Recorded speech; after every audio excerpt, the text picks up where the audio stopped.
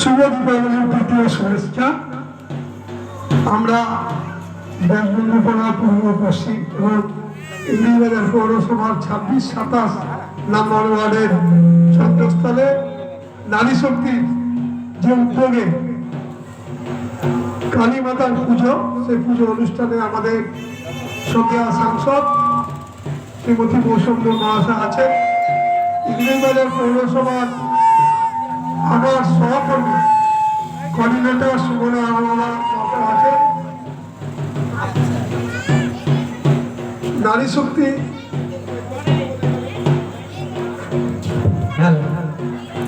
দীর্ঘ কয়েক বছর যাবৎ এখানে পুজো করেন এবং ওনারা শুধু কালী পূজায় না, দুর্গা পুজো করেন, খুব ভালোভাবে দুর্গা পুজো করেন।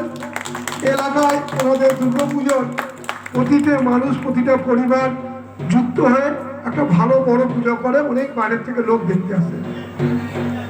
কালী পূজাটাও সাথে সাথে ওনারা করেন।